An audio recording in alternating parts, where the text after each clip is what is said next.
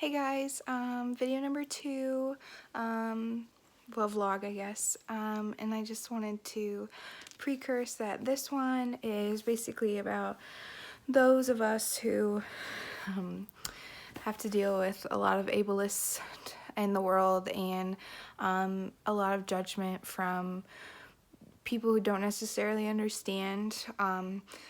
There's a certain power to having a disability that people can see versus having a disability that people don't see, or even a disease that they can't visually comprehend. And I think it's important for people to realize that, like, just because you don't see someone hurting doesn't mean they aren't hurting. And I mean, it's the same with mental health, and a lot of people are coming around to accepting mental health, but I think for those of us who still suffer from chronic diseases that involve being in pain quite often, they don't see it. For me, I was diagnosed with JRA, which is juvenile rheumatoid arthritis, when I was right before my 16th birthday. For a period, I basically lost complete function of like my entire body. I was in so much pain, like moving was not an option for me. And I mean, obviously I've come like really far. I mean, at that point, just being so sick, I had lost probably like 80 pounds, but even at that, like, I mean, I was still heavily overweight, and having the inability to move kind of made it a little harder for me to even be a person in the world. And I think a lot of that is people don't necessarily see that you are hurting, and they don't understand the impact of just how badly something like that can hurt you. And I think it took me a really long time to be able to say, like, I'm okay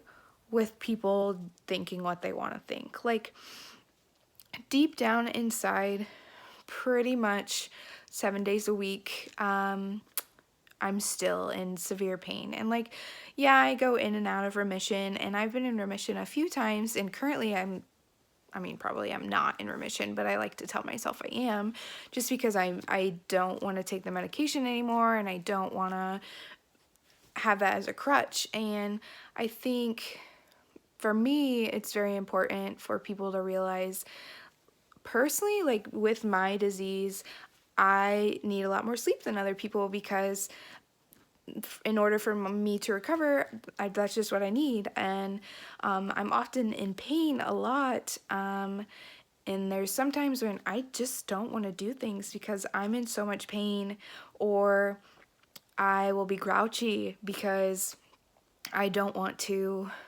I don't know, FOMO.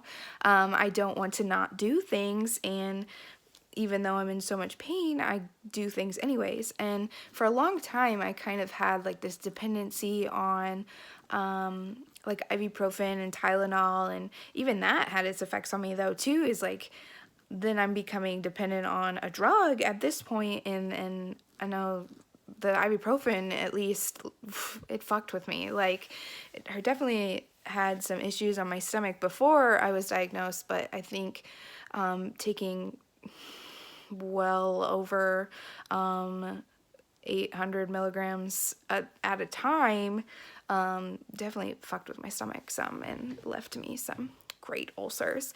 But which, I mean, just adds to the craziness. And for the longest time, I would refuse to like use the elevator because I didn't want people to think like, oh, she's just lazy and she's just fat, like she can't use the stairs. And I couldn't get over the fact that like people couldn't see my pain, so they wouldn't understand it. And I think things finally just clicked, and I'm at this point today, like, and I'm still really stubborn about it. Like, if I'm in pain, I still sometimes don't do what I need to do. Like, Brennan and I were messing around the other day, and it's probably been a couple months now, and my wrist got in between the two of us, and it hurt. And a lot of that's because the nerves and the tendons and things in my hand have just been destroyed, and I get hurt a lot easier than a typical person would, or like honestly, even throwing a ball sometimes I can break something. Like it's that bad. And so I've been struggling with my wrist for several weeks now, and I think every morning I wake up and it's in so much pain, and I have to I've actually like I have to tape it to work out because my ulna will like slide out of place because there's nothing holding it together. And people are always like, why? Like, I don't get it. And I think for those of us who are used to being in pain every day and kind of hiding it, it makes it a little harder for when people don't understand. But also people just kind of sit around and assume that if we don't have something that's visual, that we're not in pain. And I know I mean, my mom has it too, but I have a couple of friends who have fibromyalgia, and their lives, like, sometimes I think my life is bad as far as how much pain I'm in, but their lives are hell. And a lot of doctors even now like don't believe in fibromyalgia. And it's so frustrating because people are like, oh, you're just a whiny baby. Oh, you just want drugs and things like that. And I think just letting it be known that like every day for a lot of people is a severe struggle because we see, I can't even hold my phone for too long because it hurts. Every day is a struggle because we don't ever know like if we're gonna have a good day or we're gonna have a bad day, or you just need an extra nap that day. Like a lot of my recovery time is sleeping, and like working out is a lot different than it would be if I didn't have this disease. And I mean, while moving is really important for people who suffer from chronic pain, illnesses, and ridiculous autoimmune diseases like JRA, and but a lot of people don't understand. So a lot of the judgment and the like I said, the ableist issues that come from the people just assuming. And I think it's important to realize that like as somebody who suffers from it, I like to point out that not everyone feels the same thing. Like, and pain tolerances are a lot different. Like my pain tolerance is pretty high, but at the same time it's just because I'm used to being in pain every day of my life. And like when a nerve rolls in like between bones and things, like yeah, it hurts like hell, but I'm used to it. And I think a lot of people don't understand the repercussion of their judgment sometimes. And I think it's important for people just to see that like it's not okay to assume that because I look the way I do that I have nothing wrong with me, or because I am broken all the time that I'm in an abusive relationship, or that I mean really just anything, that I sleep all the time, that I'm lazy, or things like that. Like for me, a lot of it, like I'm okay. I don't care what people think at this point. I think personally, like I've gone far enough in my life that I know like I'm pretty strong in myself. But I, like a lot of other people, and I just want to advocate as far as don't think because somebody has something else going on that they're less of a person, or don't think that because somebody takes a lot of medication that they have a drug addiction, or that because somebody takes a lot of naps that there's like they're lazy. And I think just being mindful of what your judgments you put out on people, or being mindful of like, hey, if I say no one day, it may be just because I'm in a lot of pain that day and I actually need a day to like sit back and chill. And I think a lot of friends don't really understand sometimes too is that when I say no, a lot of times I don't want to say no. It's just, I can't do it that day. Or, oh, driving. Sometimes, and I think it's a sensory thing too, but at a certain point, even like sensory overload hurts. But like having the music too loud while it's raining, while someone's talking, like just be mindful of the judgments and the words and the way you respond to somebody when they say, I'm in pain. Those 3 words are so important to recognize. I'm in pain literally can make or break a person. Like, even somebody being able to say to you, I'm in pain, is a lot.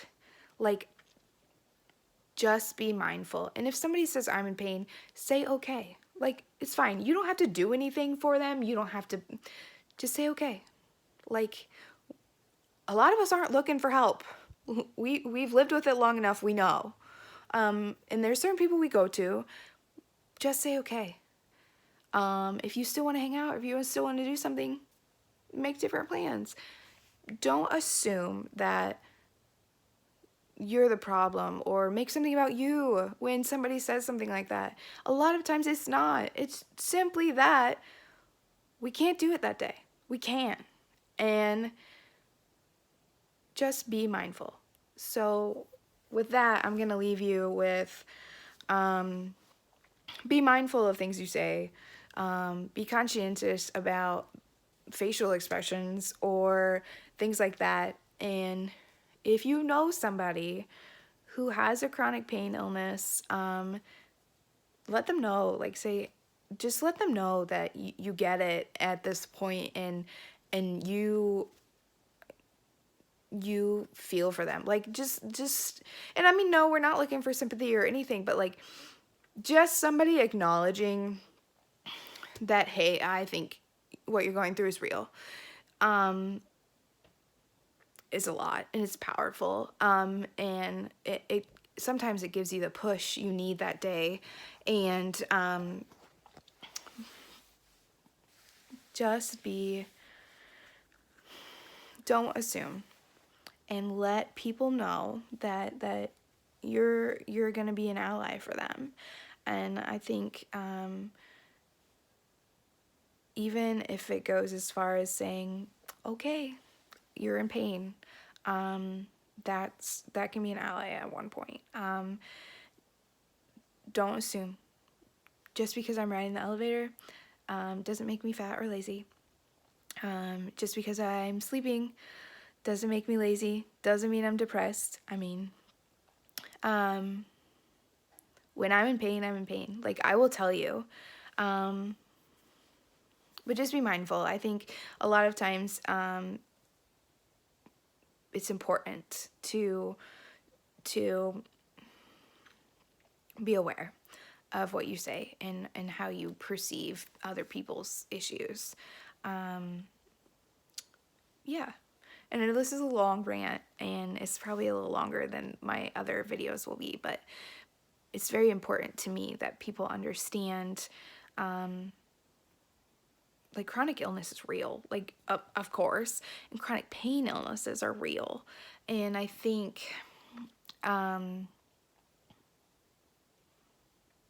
lot of people don't recognize that, and I think it's important that we try to change that in the process of changing other people's opinions on the other things that influencers and advocates are trying to change. So just keep in mind, when you're thinking about mental health being an illness and drug addiction being an illness, that there's other things in life too, and that while not negating those things being extremely important, but I think chronic pain illnesses and people being in constant pain need to be held at that pedestal too. So I'm gonna leave you with, don't forget to stop and smell the flowers, because every day is not promised of tomorrow. And be your own queen always. And thank you for listening, and just please be mindful of the things that you put out into the world.